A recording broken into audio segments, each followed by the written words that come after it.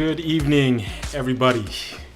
Thank you for joining me tonight, actually. Welcome to another show on Hbtv, the show with your host, Harry Bulgarin. Blessings to have you guys with me tonight. Have a great show.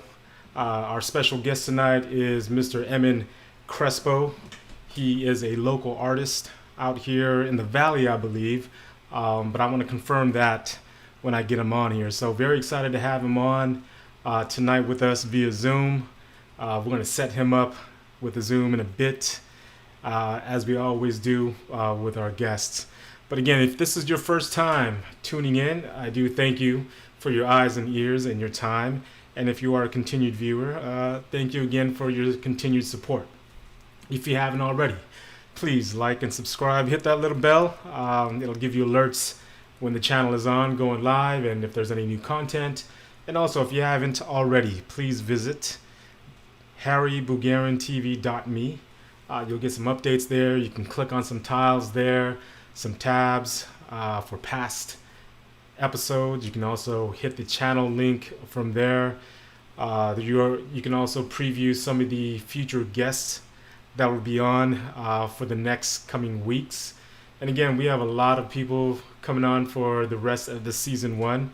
If I haven't told it before, this is maybe new information for you, but for season 1, just planning to finish off July, have a couple more episodes in July, and then finish off August as well. We're all booked up for those weekends, and some episodes will come during the week as well, so just stay tuned for that. I'm going to take September off just to recalibrate, reassess, spend time with the family, think of some new ideas, reach out to more guests.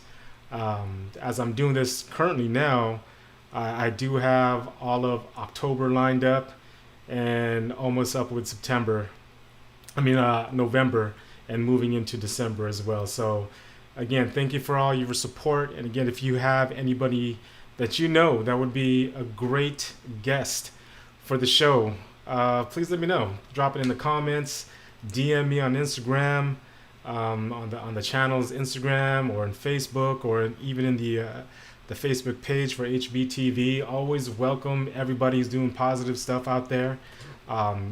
Anything and everything that I can't do, I love hearing about it. I love learning about it. It's very inspirational to me, and I hope it's inspiring to you as well with the past guests that we have. So check out the descriptions in the video description and the contacts for people.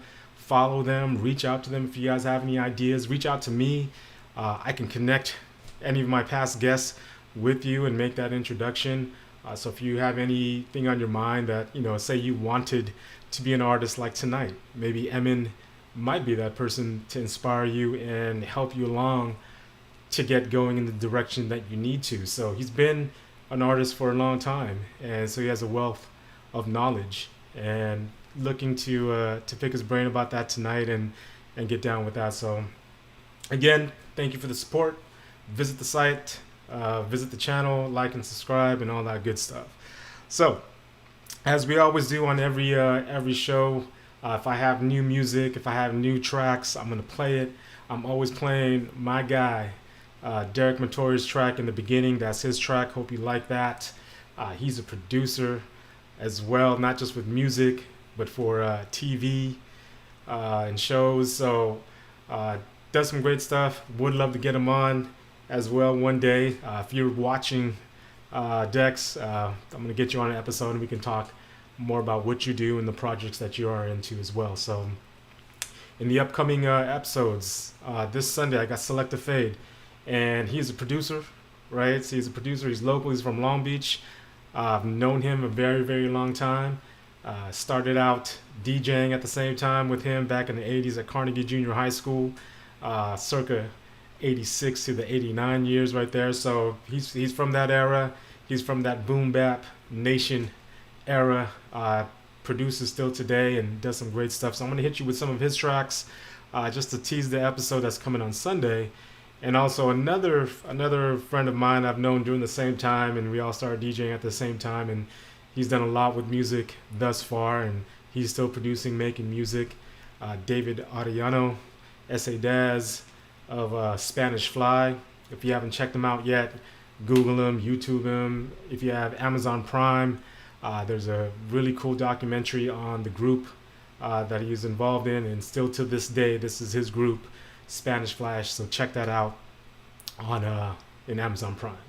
So just hang out a bit. I'm gonna get Emman on the Skype a little bit after 6:20ish or so. I'm gonna start off with a video of his, just a short little video to talk about some of his art, and then get him on Skype. On the Zoom. Skype, I'm thinking of work. Get him on the Zoom, and then we're gonna chat from there. So stick around. Thank you for sticking with us, and hope you enjoy this episode as well. All right.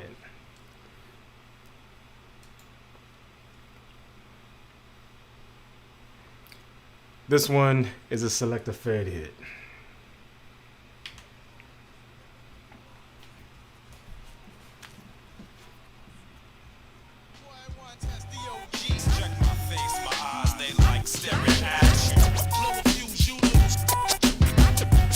Thinking it's about to be on. Minute by minute, as the seconds tick, I'm wrecking shit. Living truth manifested. So intelligent that I wear. My shit tight. Mama simple little words I speak. That's what I'm saying. I got minds like a scientist. Broke coast to coast. Got the sound I want the whole world to listen to. You better step to the rear. You can't get sidetracked. So what's the impact? Be unstoppable. I got the glow. You know when lights illuminate, I fall for more than that. I reach the impact. Who the fuck are you? Select that. Vader. King is what I mean. Hardcore nuclear. I program this jam and you can't. Tricks up the sleeve. Separating thoughts and words is fast dance. And it's loose with the right question. Off the whack. Word up. Seek some help. I'm too sweet, plus clever. Wanna be the new hit. I'm the greatest. And now let's shop some deck. Check it. Fucker talk shit. I give him up. That's how we do it in the LBC.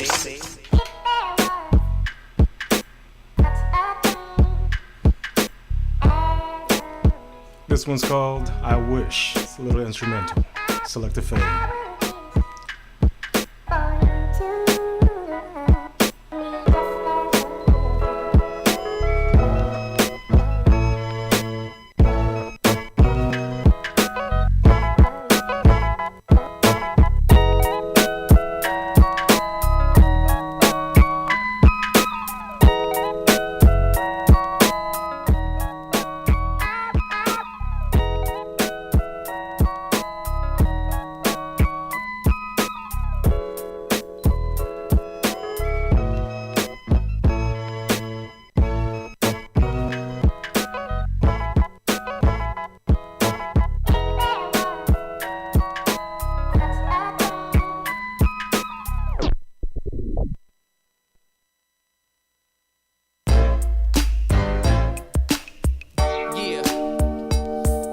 That cabby shit.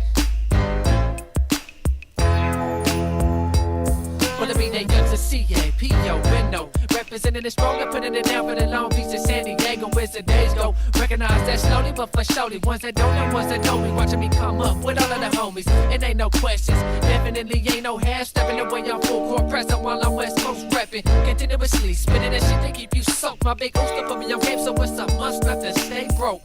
Man, I'm young, flying, skinny with a gang of hoes that wanna get with me. It's gotta be the island that in me. I'm focused, destined to come up major. Keep on climbing and flossing in front of you bitch ass haters. It ain't no thing, no. I know you be loving the way I do this shit. I'm cool with it, smooth with it, the way I act a fool with it. But nevertheless, I'ma keep it popping with finesse to keep you sprung up off these clothes that I know will keep you winning with that feeling that never felt before.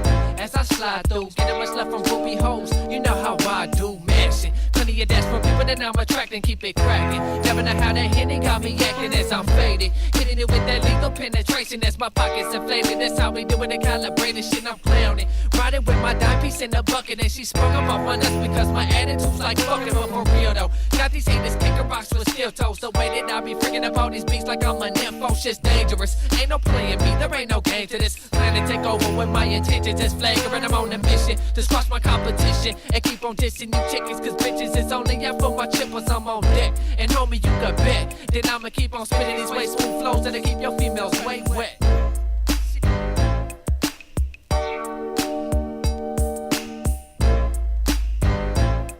Yeah, here we are, dropping that hot shit to keep you hoes up on my balls.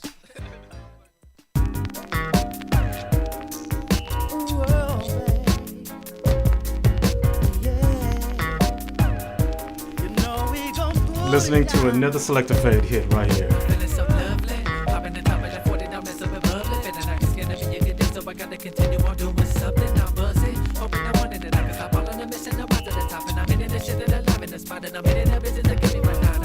Running the game like an everyday thing. I don't play games, hoping the days ain't to maintain. Wondering what it would be like if they take this same game, bang and slang. I'm getting my knowledge from all the OGs from the old block, and letting me know that this whole world is a cold spot, and a whole lot that I hate it going on. But they keep on telling me to hold on and stay strong.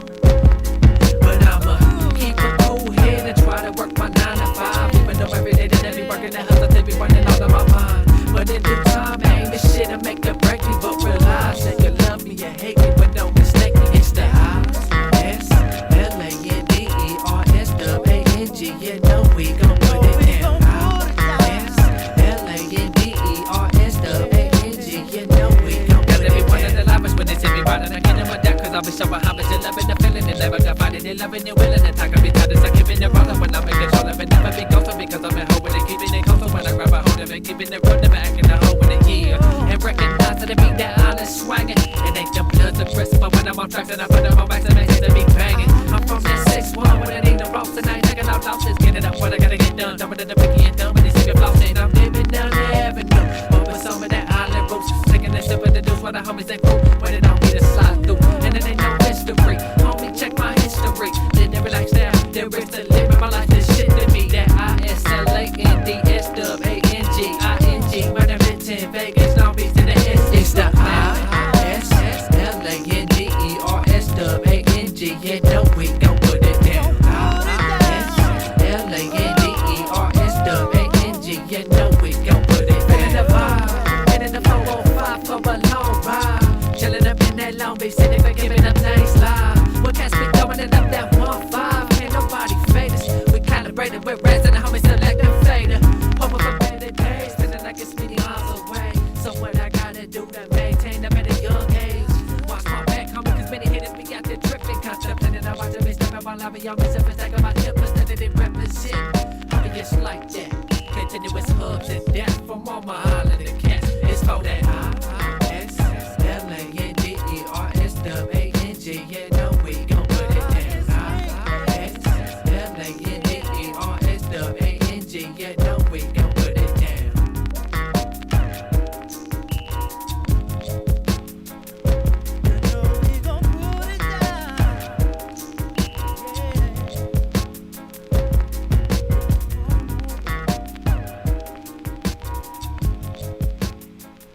All right, we're gonna take this one to the harbor area with my man Daz from Spanish Fly. Coming at you straight from the 90s. Hispanics make up the largest number of gays.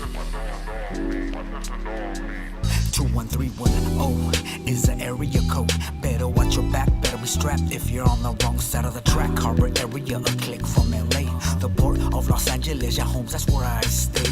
The place of insane and foolish motherfuckers. Come take a trip through the high, you silly suckers. Just like the vatos who tried to get macho. Started the pleito, got their bodies full of balazos. Tried to get crazy, now they're pushing up Daisy. Should've thought about it first, now they're getting taken away in a hearse. Oh man, that's how it all ends up. And now you know harbor area rip shit up. Oh man, that's how it ends up. And now you know harbor area rip shit up. Oh man, that's how it ends up. And now you know harbor area rip shit up. Oh man, that's how it ends up. And now harbor area rip shit up. Ha, oh man, that's how it ends up. And now you know harbor area rip shit up.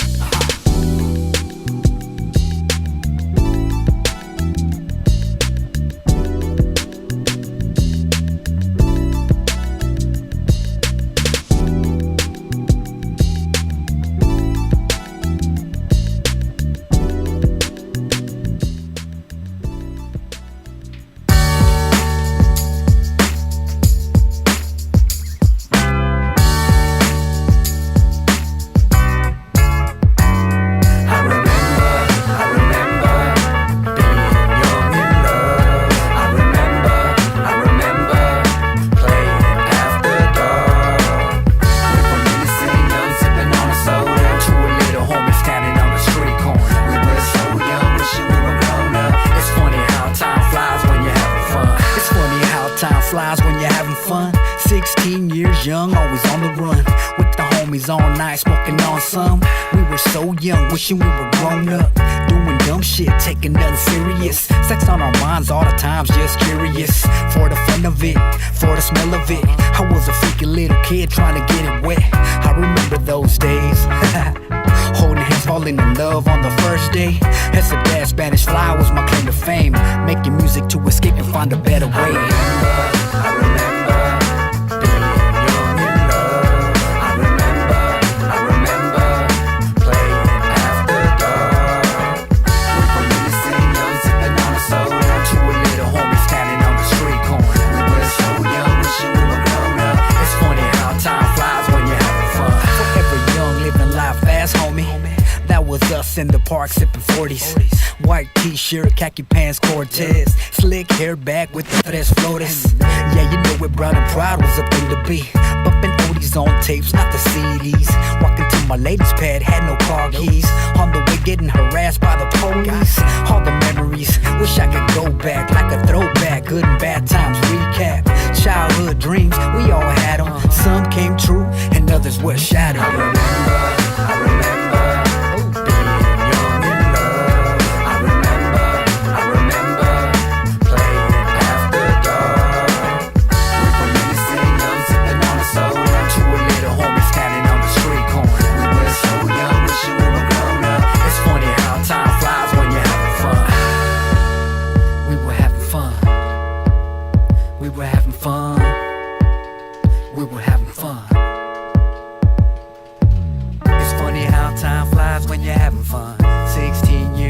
always on the run. It's funny how time flies when you're having fun. Take me back to the place when we were young. I remember being young in love.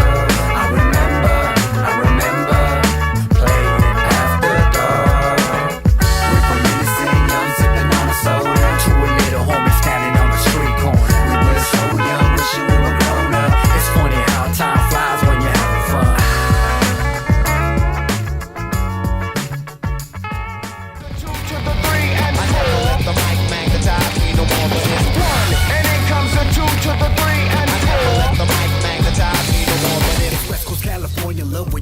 For acting tough, we ride or die, ready to bust a strong surviving gas we trust. Y cada movida y cada momento, la vida se va como el viento. Oye mi lamento, el oeste es lo que representó. En la isla de las palmas, con el sol dentro de tu alma. Bellas chicas en las playas y las fiestas se acaban con las balas. Low riding en bala, rodando las malas. Si cruzas la línea, cuidado, que te quiebran las alas por vago.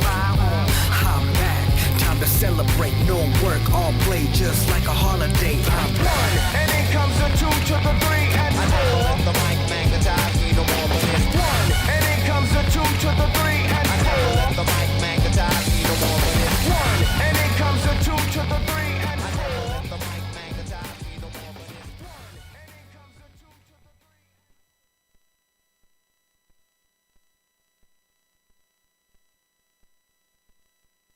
All right, so we're about to get our special guest into the Zoom in a bit. I'm going to transition for a little bit and get him in and set him up, and after that, I'm going to start his little video, and from there we'll bring him on to Zoom. So just hang out for a bit We'll be right back with our special guest, Mr. Emman Crespo.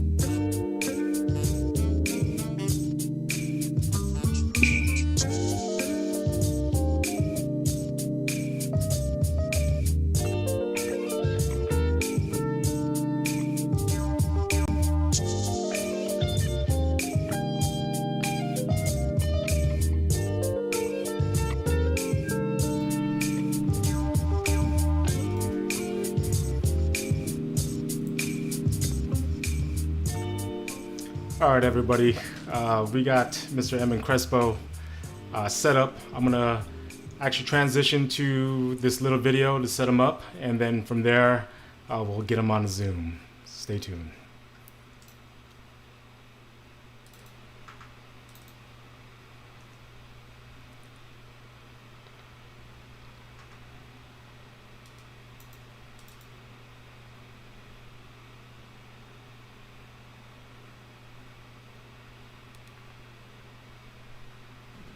Having some technical difficulties here. Hold on. There we go.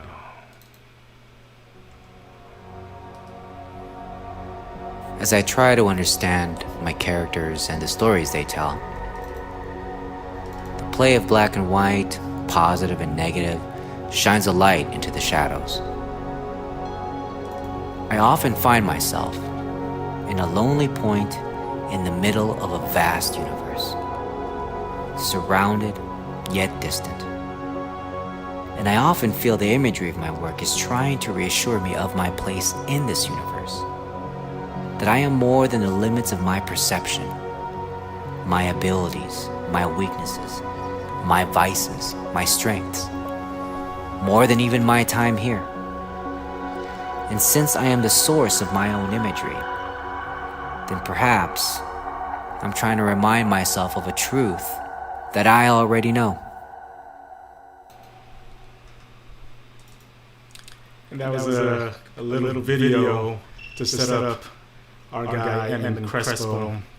So, help me welcome our special guest tonight, Mr. Emman Crespo. How you doing, Emman? Oh. One more time. I had the mic down for you, but how are you doing tonight?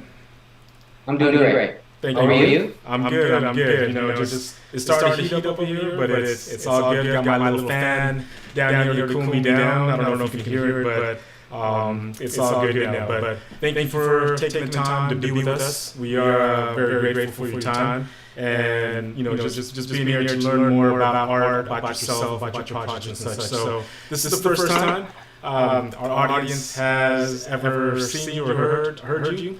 If you can do me a favor, just tell us a little bit about yourself. You know, your 30-second elevator speech.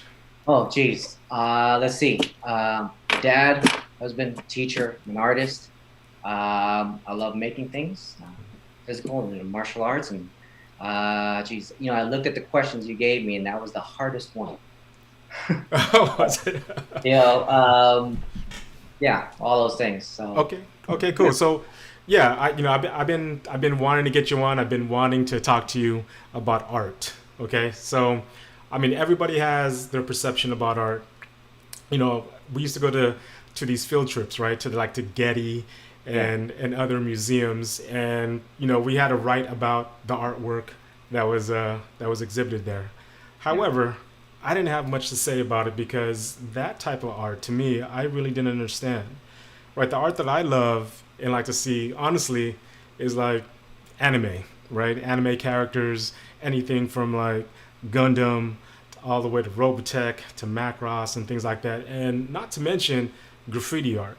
Those are the type of things that connect with me as far as art. But I know there's a whole vast, you know, variety of art and how to break it down and, you know, how to look at it. And that's something I'm not familiar with, I'm not good at.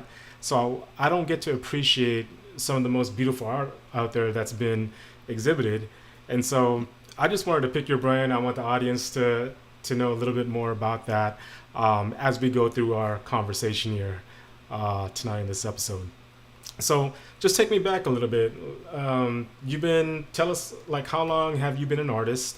And at what point of your youth did you say, hey, you know, I love this. I want to do this. And, you know, you just kept on doing it. For as long as I can remember, I just always made things. Mm-hmm. I mean, when I was a kid, I think the notion of doing it for a career, I don't think that was even in my head. I just loved making things. I would sit and just draw for hours. What do you remember, like the first thing that you ever drew? I mean, that was like impactful to you as a kid? I do. Okay. Well, the earliest drawing I remember was my grandmother asking me to draw her an angel. And I even remember it. It was a triangle with a head, with a circle on top for the head and the wings. And I remember giving it to her. And I was in the Philippines before we moved here. Yeah. That's the oldest picture I remember drawing. Do you still have a copy of it, or have you taken a picture of it and, you know, do you have it someplace with you? No, I don't. I haven't seen it since then. Oh, that's cool. That's very cool. Yeah, I mean, yes, I just wanted to, you know, for you to walk us through from there. So you're drawing as a kid. You keep on drawing. Your grandma is asking you to do this. So at what point, was it like junior high school or high school, did you start, you know, evolving into, you know, the start of being an artist? My first art teacher was my high school art teacher. And she was kind of the one that guided me and told me I could take this seriously. I mean, I enjoyed it. I knew I enjoyed it, but I didn't know where to take it. I didn't know what to do with it. Right? And actually, it was my English teacher that first discovered me, because rather than taking notes on Grendel or Beowulf, I can't remember, I was at the front row with my sketchbook drawing what I think he should look like. So and she came over and saw what I was doing, and first she was upset that I wasn't paying attention to the lecture, and she told me to take my sketches over to the art teacher. And then showed it to the art teacher at my high school, and told me to sign up for her drawing class, or advanced drawing class, and that was that. Oh, awesome. So did this propel you or take you to the level of when you graduated high school? Is this something that you actually majored in college? Yeah. Initially I thought, I want to be an illustrator. I was into comic books, and I was like, I would be an illustrator when I grow up. And my first year of college, I went to a museum for the first time. And I saw all these amazing things. It just blew I didn't even know this world existed. And so, I went from illustration major to painting major to sculpture major. And then now I'm just a maker of stuff. A maker of stuff. That's awesome. That's awesome. Again, you're watching Hbtv with your host, Harry Bugarin, and my special guest tonight, Emman Crespo. We're talking about art. We're talking about his projects. We're talking about life. We're talking about all that and his journey. So you're in college, and remind me again, which university you go to? Northridge? No, I went to Otis College of Art and Design. Okay, okay, awesome. Sorry for the Northridge thing. That No, I no, thought no. I thought you were there. Okay, so you do that. You're in college. I've always heard, and you can correct me if I'm wrong. Being an artist is very difficult. As far as like making a career, trying to get maybe some internships, getting a Yeah, job the first year out of trying to establish yourself as an artist and just getting out there. yeah. I talked to a photographer, last Sunday about that, all the way from Winnipeg, Charles Venzen, in another episode. But I mean, do you think, what were some of the challenges for that, for you to even get out there and get your foot in the door as an artist, to be recognized, etc.? Um, well, first off, I mean, the art world is huge, right? There's so many different paths. Um, the path I chose happened to be a pretty difficult path. Mm. But the hardest part, I think, getting out of college um, is as an artist on the path that I took, is that realizing it's gonna take a lot of work, and you're gonna have to put in even more work, and um, there will be a place for your stuff out there, Right. Right. as long as you put in the work.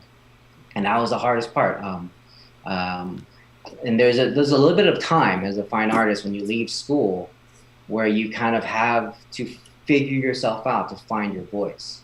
And I had to struggle with that, leaving graduate school, and not knowing what I was going to make when I didn't have a deadline. It Hmm. was just, pay the bills, and then now I have all this time to make art. Well, then what do I make? Yeah. Right? Well, Awesome, man. So I mean, I'm asking those questions because there might be somebody out there who might be interested to be an artist. There might be somebody that gets inspired by hearing your story, and I just want to give it to them. Like, it's not just boom, you get out of college. I mean, just as for anything, right? But it's not just yeah. get out of college. You're gonna, hit the road running, and it's gonna be a successful time for you. I mean, there may be some people like that, especially now with the technology and the software and different platforms out there. Do you think and feel that, um, you know, if you came out during this time, do you think you'd have much more opportunities ahead of you versus what was happening, let's just say, I don't know, 15, 20 years ago when you were coming out? Um, I think definitely the culture now is a lot more visual, right? With all these different platforms, Hmm. right? There is a greater market, but in terms of that just means more competition, right? That just means more people. But I think the struggle would be pretty much the same. Hmm. Um, Putting in the time, but really, I have to say, I forgot to mention the hardest part. I think in this field is the negative talk in your Mm. head as an artist, and I deal with that every day, Really? every day, every day. I'd be in the middle of a painting Yeah. or a project, and there's still that voice. There's that voice, right? Like, why should this go up on anybody's wall? Mm. You just gotta you just gotta shut that out. Right. So, I mean, you find that struggle. You find that every day with you're hearing that voice. You've heard it many years, right? Yeah, yeah. So, what are some of those strategies? It's kind of like hitting that wall almost with some other people that do their thing, right? But you're hearing that voice. It's egging you on. What are some of the strategies that you use to kind of like push that voice away? Ah, it's hard to tell at this point. I think I've been battling it or dealing with it for so long. Hmm. You just I don't know. You fake it till you make it, right? You just even if you're not enthusiastic to get in the studio and put that pencil or a pen to paper, you just do it, and then Yeah. and inspiration shortly follows. And that's and sometimes it's not there. Sometimes takes a little bit longer, right? But then it shows up, and then you find yourself in this groove. Um, it takes a lot of trust that'll pop up. I understand. I dig it. I'm not a I love making music. I'm not like this high-end producer, but there's times where I get stuck on a beat and I just like, you know what, I'm just going to shelf that. And then, maybe 8 months later, I'm like, oh, I did that. Let me get back to it. But again, you're watching HBTV. Your host, me, Harry Bugarin, and our special guest tonight is Emman Crespo. So, Emman, just moving forward with that, right? I want to get into some of the projects that you were involved in as an artist. I know you were exhibiting some of your artwork earlier this year, but we'll get to that in a second. But any other projects that we should know about or you would love to tell us about other than that project? Well, right now, I'm currently working on a series of paintings for a group show at the same gallery, at Bermuda's Projects Gallery. It's going to be a group show in September, I believe. Awesome. And the information on that will be up on my site and up on Bermuda's Projects website. But yeah, right now, trying to get those pieces together. Okay, good. What about any past projects that we probably can hit up on YouTube or whatever else that you've done? Most recent show of mine just closed. It just went down, I believe, a week or a couple weeks ago. Okay. It was again at Bermuda's Projects, and it was actually installed. The show was installed the week right before lockdown. So this year and a half worth of work hung up in the gallery, and by the end of that week, we went on lockdown. And so, but luckily there's you can see it on Artsy, and he extended it, the show, hoping we would kind of reopen, right? Right. We did for a bit, but it just went down, I think, a week ago. And I'm sorry, what is Artsy? Artsy.net. It's a website where you can browse certain collections, search for contemporary artists or modern artists, and it'll show you collections that are up, current exhibits, whatnot. Okay, good. I'll put that in our video description. So right now I'm going to transition to this little slide deck, and I want to talk a little bit about the artwork that you've done over the years. Okay, so I'm going to go ahead and transition to that. And this first one, Emman, right? The first one that we have is picture one, and it's a man's face. He has no eyes. He has a beard, right? But I know there's something going on with this picture, but I can't decipher it. If you would, please break this down a little bit. The title of that piece is Ladders and Scaffolds. Okay. That was one of my earlier pieces when I started. I think when I first started kind of finding myself as an artist and figuring out what I was going to make. And these early pieces were dealing with kind of I don't want to say my work is about religion, but it is about kind of my relationship to my religion and the imagery I kind of... I'm online, babe. Sorry about that, guys. All right, so thank you, Emman. So that's really cool. I'm gonna go ahead and forward it to this guy here. This one is pretty interesting to me. We have a hummingbird. You have the guy with some flowers and an umbrella. Go ahead and break that one down. That is titled The Rainmaker. So I was mentioning earlier that this early body of work, I was dealing with kind of images or ideas or concepts or my experience with kind of the religious tradition that I grew up with, and trying to make sense of this thing, but using my imagery and my vocabulary, right? And so a lot of these characters that I'm pulling in and putting into these images were things that, like the hummingbird. I was sitting in my backyard one day just drinking coffee, and hummingbird came in and just kind of buzzed around, right? And I thought, okay, that'd be interesting. And I started sketching it, started studying it, and then I was kind of obsessed with this image, right? And almost regularly I would go out, have a cup of coffee, and there would be a hummingbird Hmm. flying around. And so I had this process where I would sketch and these characters. I have kind of like a collection of different characters, and I would just put them together. And that particular image, I composed two images together, two drawings together. That old man with the umbrella, and the hummingbird, and it just kind of made sense. And that's a tough part for me, even though I make these paintings, they make sense in the same way that like a sunset would make sense. I can't really explain it, but when I put these things together, it's like, okay, I have to make that, and then I'll figure it out after, but I need to make it. That's awesome. That's awesome. Again, you're watching HBTV, the show, with your host, Harry Bugarin, and my special guest, Emman Crespo, and my wife in the background coming in, bringing in some groceries you probably heard earlier.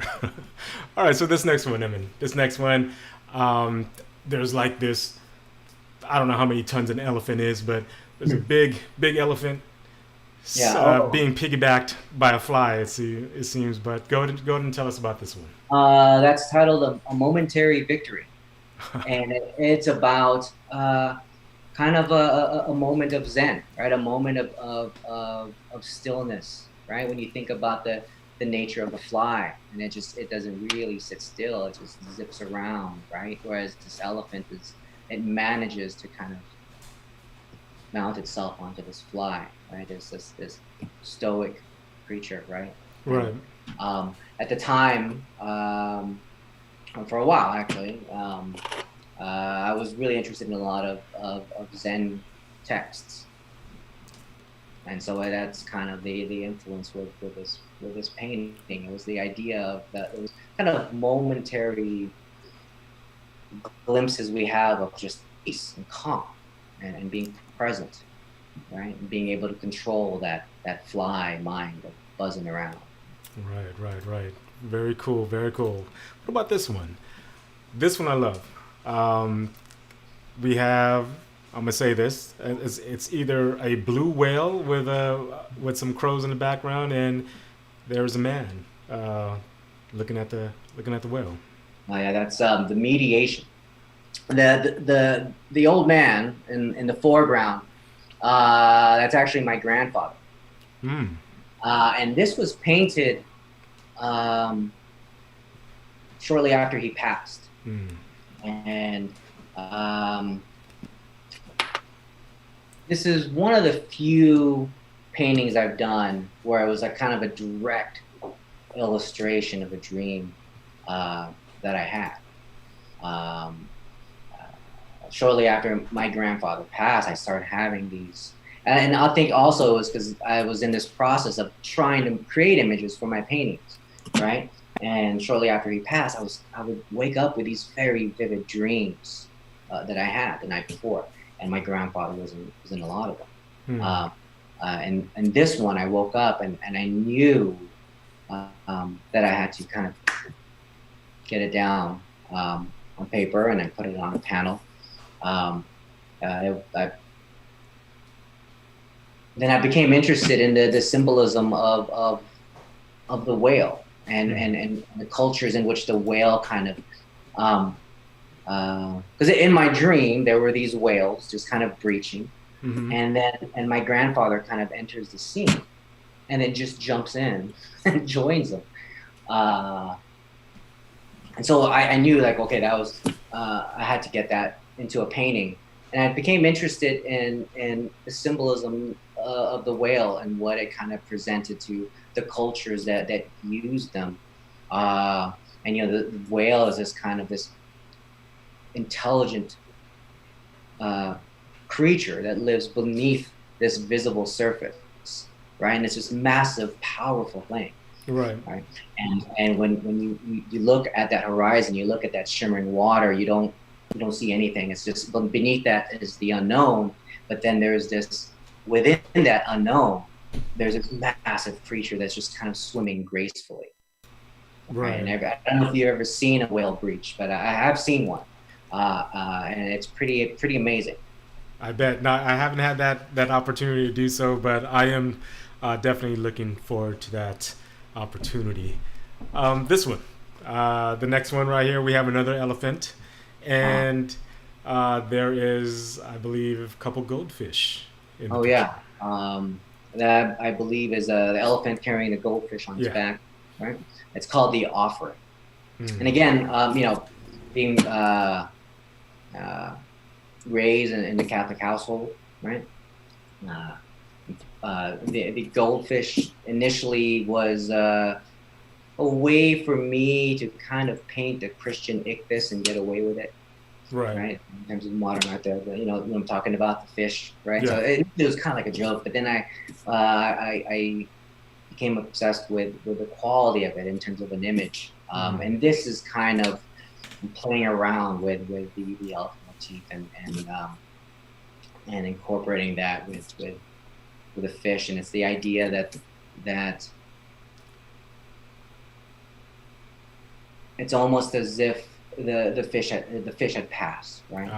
That's what I was going to ask you. It looked like there was like a ghostly image of the fish in the back. So, and then the incense is either a prayer to or a recollection of or a reconnection with this thing that had just passed on.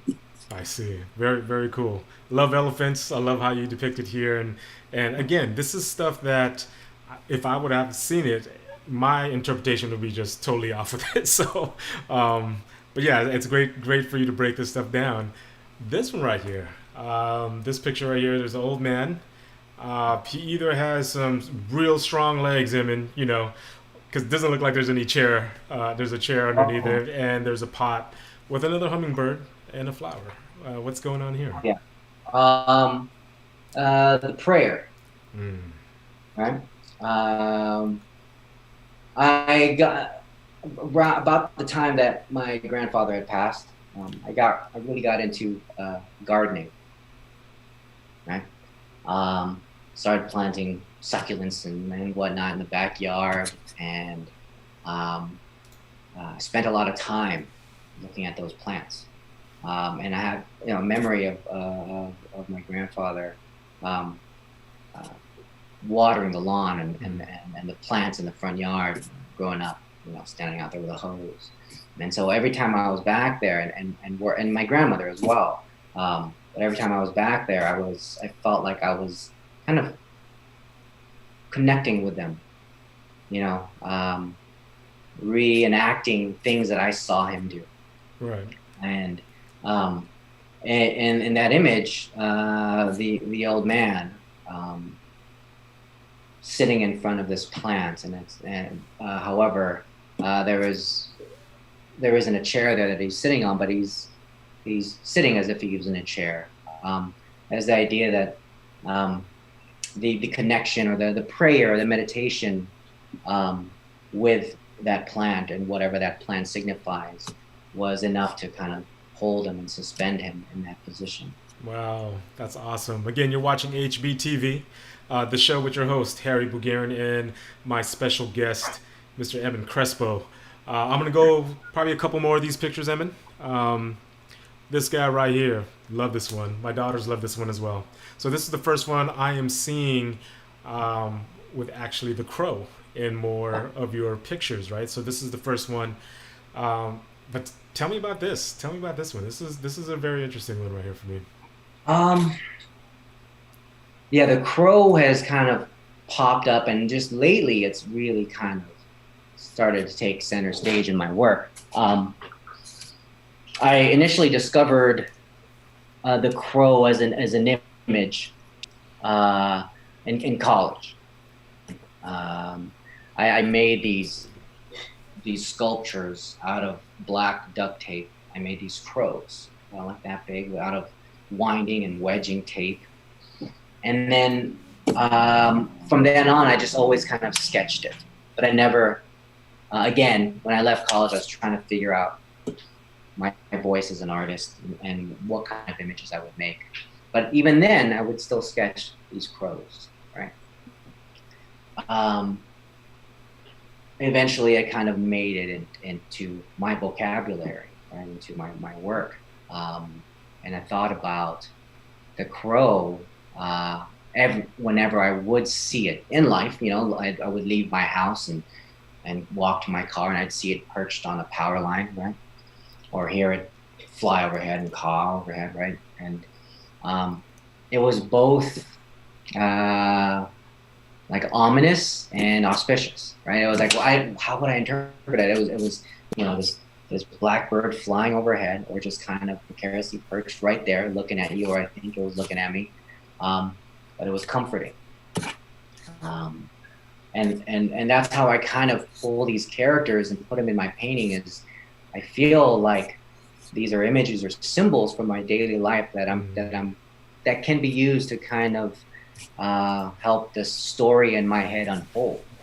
And so that character you see in that painting, the myth maker, he's kind of assuming or trying to assume the qualities of this what I have perceived to be this magical creature. Right? Awesome, so man. He puts on this mask. When you put on a mask, right? It's a mask, and everybody that is watching you knows it's a mask. But for a moment, you can put that mask on and assume the properties of that character that you're acting out. Right? Awesome. All right, and this last one here, Emman.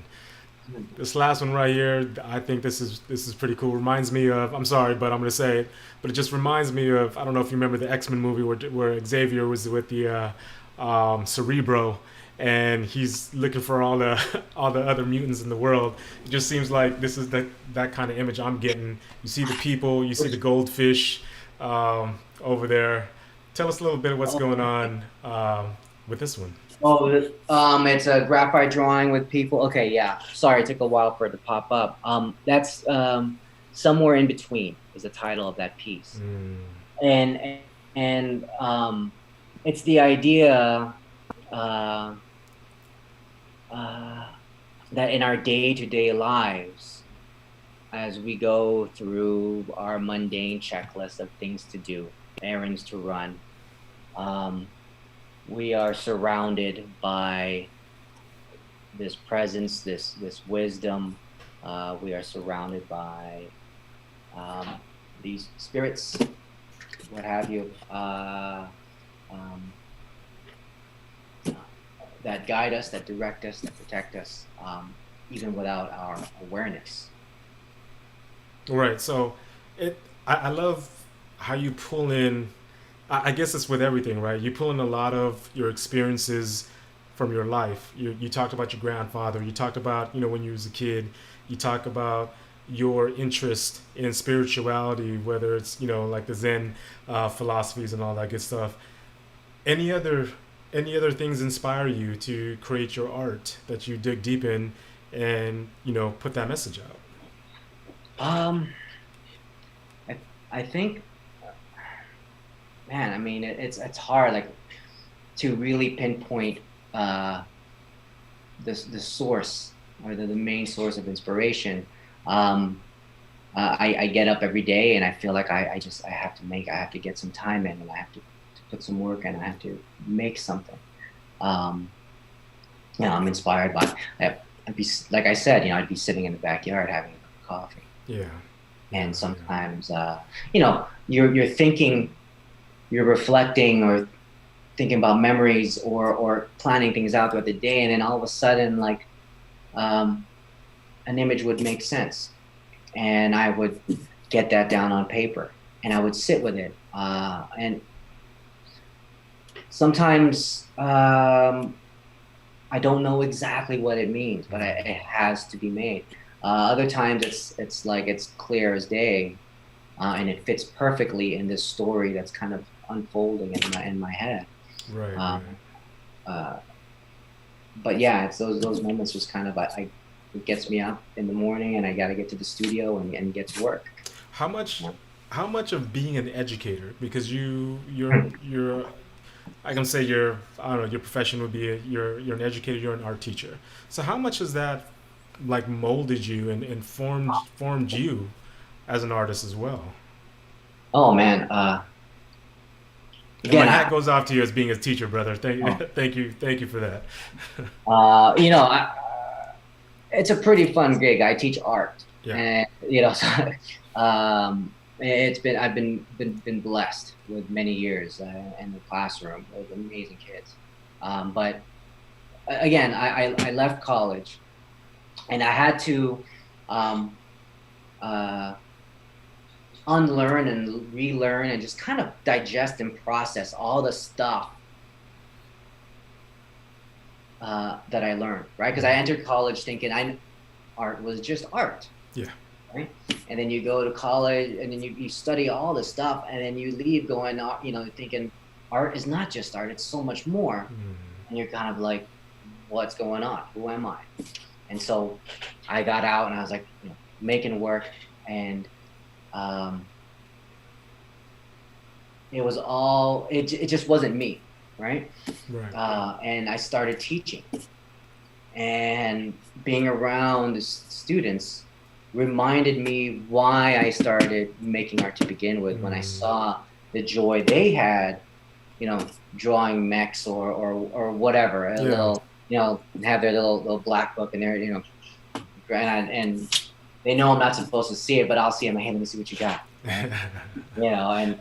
But just seeing the joys that they had making stuff as an artist, as a young artist, that kind of inspired me to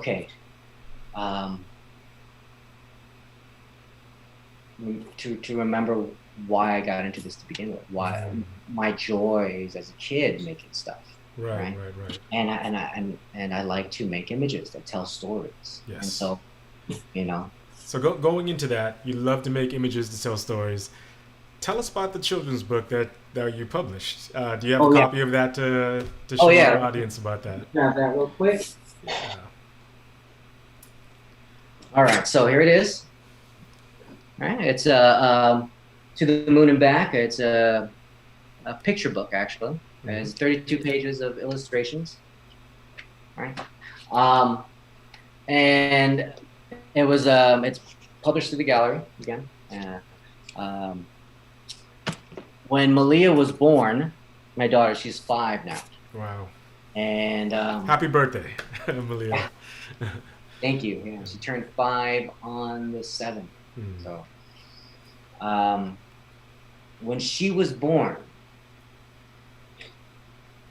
I thought, okay, there's this huge responsibility I have as a dad, because for me, these images in my head, these symbols that I've kind of carried with me, have brought meaning into my life and helped me kind of figure out where I fit in this bigger picture. Right? And so when she was born, I started wondering, how do I introduce that world to her? Right? How do I get her to look beneath the surface of things, right? How can I get her to look at a hummingbird in the backyard and say hi, right? Yeah. Which is kind of what I do, right? And so, I thought, okay, God, how do I introduce her to that? Will she even be keen to that, right? Will she be open to that idea? But then also I thought when she was born, I was like, I want to make a children's book. Yeah. Right? I want to maybe document or somehow illustrate her entry into this world. And the book is called To the Moon and Back because I think I figured a lot of kids at Malia, and this was when I was trying to figure out, I already decided I knew I wanted to make a book, but I was still kind of just trying to figure out what it was going to be about. We were going to the Norton Simon Museum. It was like a weeknight, the 3 of us. And she would always look for Luna. She would look up to the sky and she would look for the moon and, say, oh, where's Luna? Where's Luna? She'd point to it, or if it wasn't there, we would look for it. And then as I would drive, Shirley would be in the passenger seat looking out the window, or we'd get out of the car and we'd look. And I thought to myself, okay, that's the first symbol out there that's calling her attention, right? That's the first thing that she would say hi to. And so the book is actually about her journey to the moon. That is awesome. That is awesome. And if we want to purchase it, is it on Amazon, or where can they get this book at?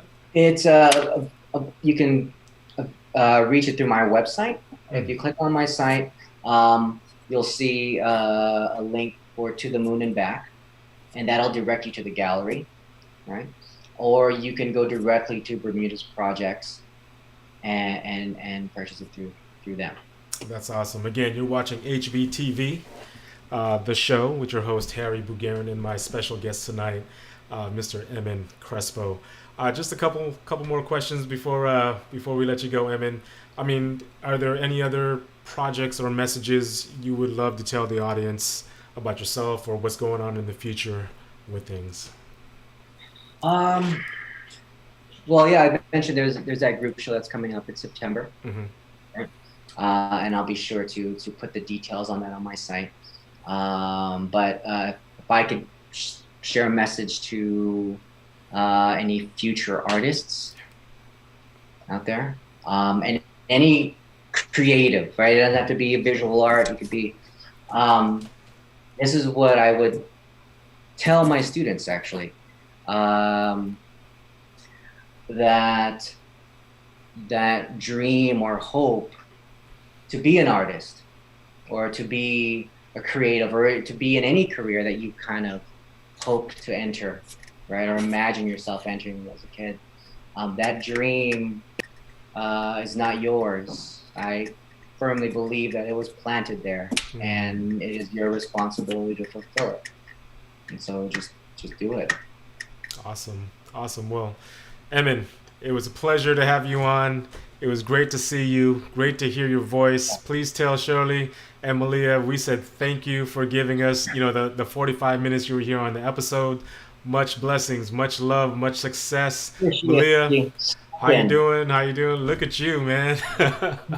Thank you. And hopefully I can get you back on the show in the future and just talk about some updates and any other projects you were involved in after this episode and such.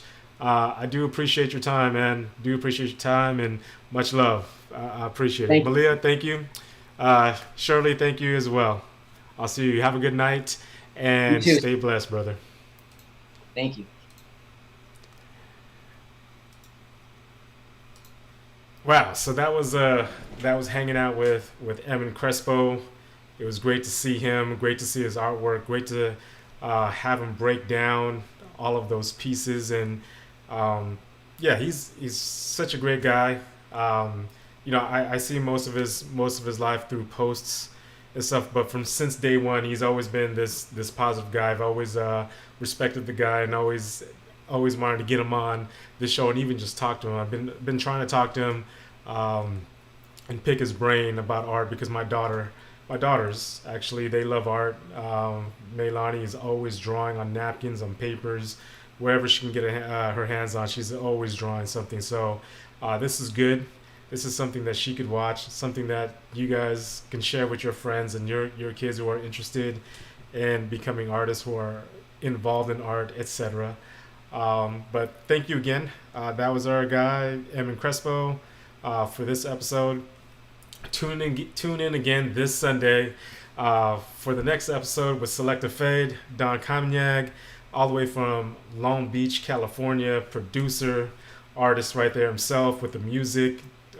Some of the tracks and the music that I played tonight was his, so I'll have his playlist playing for that episode on Sunday. We're going to go live at 6 p.m., so please join us.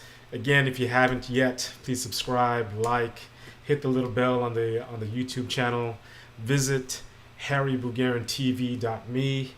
You'll get some updates there. You can get to the channel, YouTube channel link from there as well. Follow the channel on IG, harry.bugarin_TV for the IG. Leave me any comments. DM me for any questions you have. And again, we're always looking for some great guests here on the show for future shows. going on in the second season starting in October. So message me, give me their information. I'm more than happy to contact them. They don't have to be here, right, in the LA area or even in America. They could be totally in another country. We'll make it happen with the time zone. So again, thank you for watching. I do appreciate your time, your eyes and your ears. Have a blessed night. Stay safe. And until next time, I'll see you guys. Thank you.